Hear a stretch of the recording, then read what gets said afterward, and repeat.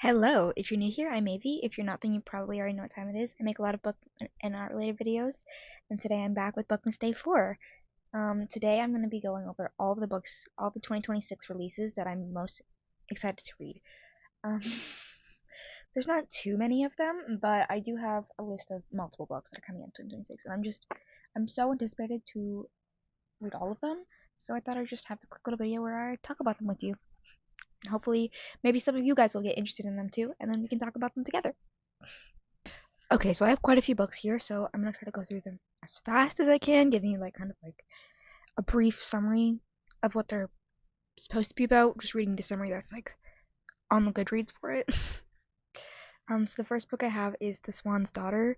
Um, it's like a doomed love story. This prince, he's like from a long line of princes, and once they get married, they die and they turn to a tree and live forever in the tree and yada yada. So he's looking for a new bride when all of a sudden he comes across this girl who's like part swan, and like her swan song reveals the truth in everyone. So he like enlists her and is like, "Yo, help me find a good bride, so that I can have like the best queen for my kingdom and I can die peacefully." And I believe the premise is they kind of fall in love. And I don't know, it's like this crazy kind of fantasy story, and I'm really into Swan Lake, so it was just called The Swan's Daughter. I was like, I want it. I'm intrigued. I'm intrigued. And yeah, the main character is like a swan and she has powers. It's like, yeah, no, I need to read that. All right. The next book is a sapphic romance from an author I really love. It's Like in Love with You by Emma R. Albin. It's a historical like enemies to lovers romance. I've read one of her other books, and it's Don't Want You Like a Best Friend, another period drama where two sapphics just kind of like fall in love. And I'm a really big Bridgerton fan, and my biggest complaint about Bridgerton is where's all the Yuri? Where's the sapphics? Because if I was a woman back then, I would have a lavender marriage and I would just be making out with all my besties. Like, yeah. So I'm really into her books. When I heard she was releasing another one in 2026, I was like, yes, need it. So I'm gonna be getting it like the day it comes out. I'm so excited for this book. All right. Dang. All right. Next we have Half His Age by Jeanette McCurdy. Um, Again, this is Jeanette McCurdy's first actual novel. She obviously has her memoir out. I'm Glad My Mom Died, which I haven't read yet, but I desperately want to, um, just because I'm so intrigued by Jeanette's story, and I'm so inspired by all the things she's gone through and overcome, and they're also making it into a TV series apparently, which is like damn. But I really like her, and I really like her story, and I really am inspired by her strength and her bravery. So I really want to read that book, like her memoir, but I also want to read this one because it seems like a very intriguing concept, and a lot of people, it's not even out yet, but a lot of people have a lot of mixed opinions on it, because it's kind of about this girl getting involved, like a minor getting involved with her teacher, but some people are like, oh no, it's like romanticizing, but it's obviously from her past experiences. It's gonna be like a telltale, like it's not gonna be like a romanticizing, yeah, we should all go fall in love with our older professors. No, it's gonna be like an expose on like grooming and all sorts of things, which is why I'm very excited to read it because I know she's gonna have a lot to say, especially considering, y'all, do not forget that she literally worked with Dan Schneider for years, and what that man did to her, and what her mom did to her. Like, this is not gonna be a story about romanticizing grooming. Oh, all right. Next we have The Secret World of Briar Rose by Cindy Pham.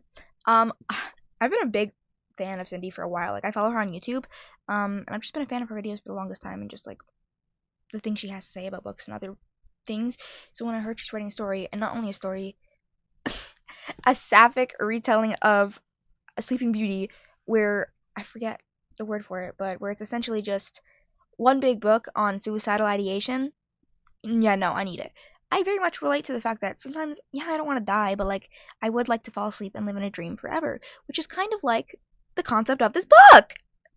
I'm so excited to read it, and I'm so excited to see all that's going on in this book. Like, it just seems like such an intriguing concept. Like, I just know my mind is going to be blown by it, and I know it's probably going to be one of my favorite books of 2026.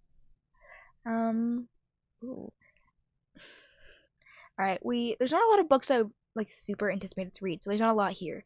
But these next two are graphic novels. So the first one is Heartstopper Volume 6 by Alice Oseman, which is supposed to come out in 2026. Um, oh, I'm so anticipated. I fell in love with Heartstopper a couple of years ago when I started watching the show. I never actually read the comics for for no reason in particular. I just never read them.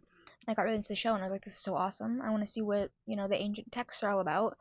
Um, and finally back in October, I started reading the actual Heartstoppers comics, and I sobbed. I sobbed hysterically pretty much over all of them. Like, it's insane. The art is beautiful. The writing is beautiful. Like, and it's just so freaking relatable as a queer teen. Like, it's just I love it so much. I don't want it to end, but I am excited to see what else Alice has to give us.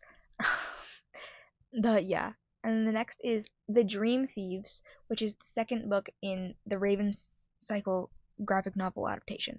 So the Raven Cycle, I believe, is a trilogy. I'm not sure, but it is a book series that's already been out for a while, and it's recently been adapted into a graphic novel. So the first book is already out, called The Raven Boys, and I have it on my shelf.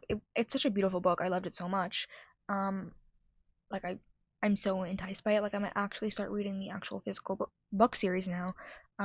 But the second graphic novel is coming out in 2026, which is and it's like there's surprisingly like only like a 10-month gap between the publication of each one, which is like, yes, it's an adaptation, so it's like it shouldn't take as long because it's already written. But like, damn, like making an actual comic takes a while. From like someone who's made comics, it takes a hot minute. Like just to do all of it, the line out, the formatting, like the coloring, the wording, it's a whole lot, like, and it's a whole process, and it involves a lot of people. So I'm surprised it's like there's only like a 10-month ish wait between the first book and the second graphic novel, because like things take time, damn. Like think about how long we've been waiting for that new Spider-Verse movie, like for Beyond the Spider-Verse, which I don't complain, like I'm not complaining, and I do not blame them. I follow multiple like the artists and the animators on Instagram, and just their work is insane. It's like, yes, these things take time, and if you want a good story that's like well written and actually has beautiful visuals, you're gonna have to wait. Why do you think we've been waiting so long for these Avatar movies, which I'm gonna see tomorrow? Um, yeah, I'm very excited for this story to continue. I'm very excited to see where it goes, to see if my favorite ship kind of gets a little more or not. Um, but yeah, I'm very enticed and excited about this, and I actually might start reading the physical novel, but I do have a lot of actual books on my like TBR that I should finish reading first before we get to that. Just like whatever. Alright, and then I think okay. I'm down to the last two books that I have here. There are obviously probably more that I want to end up reading in 2026, but these are just the ones that I know about so far, you know? Oh. I know, I think there are a few more on there, but I don't know where they are. Okay, there are a few more, but they're just not showing up on my computer, so I'll have to exit out and come back in to talk to you about those. But that's fine. So the next one is Immortal Game by Alison Saft. Honestly, fallen in love with Alison Saft's writing style. Like, love her a lot, Loki. So far the only book I have of hers that I've read, I believe, is Wings of Starlight. But I'm very interested in like all of her other books and all the other concepts. And this one seems like a really interesting concept, especially if you're a fan of the Queen's Gambit. It's like a sapphic chess romance where like our main character has to kind of like compete in like a chess duel with like almost like a god for like something for her sister, I believe, and she kind of falls in love with her. Not her sister, the chess like god. But like it seems like a really like interesting concept, and again, Alison Saft writes some great sapphic stories and just some great stories in general. So it's like, honestly, yeah, I want to read it. And then there's also followed by Teen Titans Together, which I believe is the final issue in the Teen Titans graphic novel series. That's just like, it's more like a toned down version of the Teen Titans for, tweens and preteens to enjoy.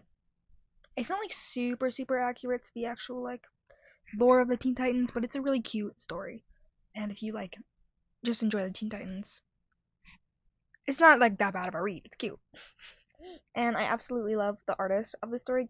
Gabriel Piccolo. He makes the sweetest BB Ray fan art out there. Like, it's so cute. Okay, so there's actually 3 books left. For some reason they're just not showing up on my computer. So next we have Anderson and Bloom by Jennifer Dugan. If you didn't know, Jennifer Dugan is pretty much a sapphic god. Like, all of her sapphic stories are a hit. They are awesome, and this one is like kind of like falling in love with a flower shop, and it just seems like such a cute concept, and I just seem like I have to read it. And again, Jennifer Dugan, like, come on, guys, because you're what some girls do. Like, absolute beautiful story, 10 out of 10. Reread it all the time. I just love sapphics, guys. If you couldn't tell. And then it's followed by Love in Ruins. Um, it's kind of like these 2 girls kind of go on a trip um to Greece, and they're like exploring all the old ancient ruins, and they kind of like fall in love along the way. Something sweet and something cute. And then this one, I'm not quite sure if it's actually officially coming out in 2026 or not. But next is Wings of Reverie, which is the sequel, the follow up to Wings of Starlight. Wings of Starlight is kind of like how Clarion and Mallory fall in love, and it just follows to shortly before Queen Clarion's coronation, so shortly before she becomes the queen. Wings of Reverie is her like actual coronation and like dealing with some of that after stuff. And it's not quite confirmed if Mallory's going to be in it or not, but I hope so, because I mean, while they still like they can't visit each other, there's no point in them like not going to visit each other. Like he has a broken wing now. He can just come and go whenever he pleases if he wants. No, just thinking about Wings of Starlight breaks my heart. It's such a beautiful story, guys. Read it. Alrighty. So those are my most anticipated reads for 2026. If you have any anticipated reads for 2026 that you think are really interesting, leave them in the comments below, and I'll check them out and see if I want to read them if they're interesting enough. Um, but yeah, I hope you guys enjoyed this video, and keep an eye out for the next Bookmas video. See you guys later. Bye.